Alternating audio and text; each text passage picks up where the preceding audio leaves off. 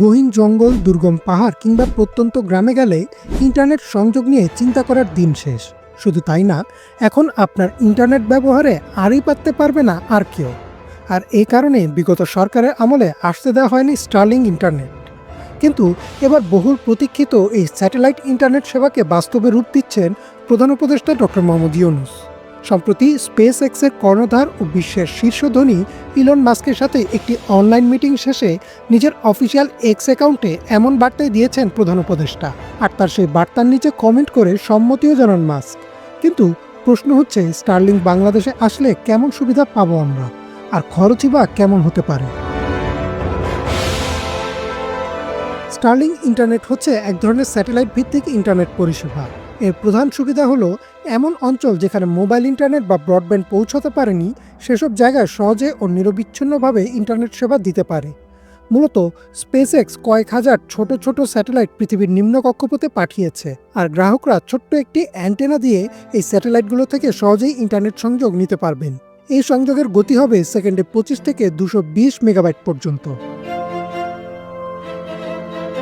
প্রযুক্তি বিশেষজ্ঞদের মতে, স্টারলিং ইন্টারনেট সেবা বাংলাদেশে এলে দুর্গম অঞ্চলেও উচ্চগতি ইন্টারনেট সেবা পৌঁছে যাবে।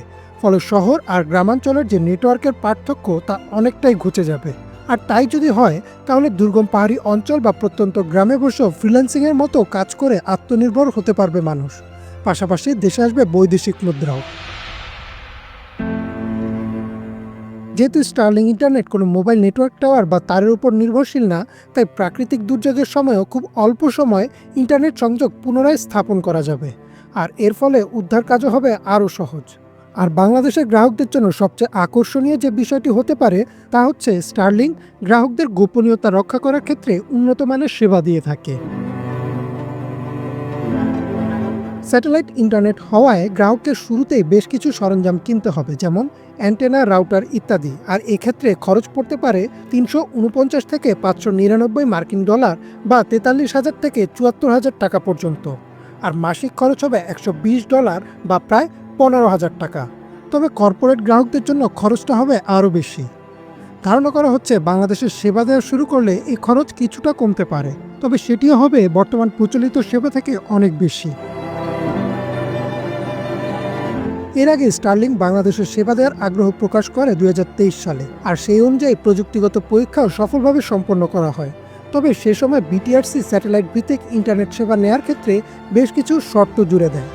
দেশি বিদেশি বেশ কিছু গণমাধ্যমের তথ্য অনুযায়ী বিগত সরকার স্টারলিংককে শর্ত দিয়েছিল যে গ্রাহকের ব্যবহারের উপর আড়ি পাতার সুযোগ রাখতে হবে।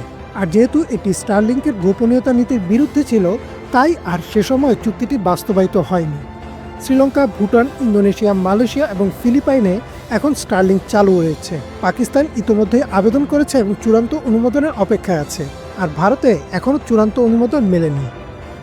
ইমরান মাহমুদ, বাংলা ভিশন।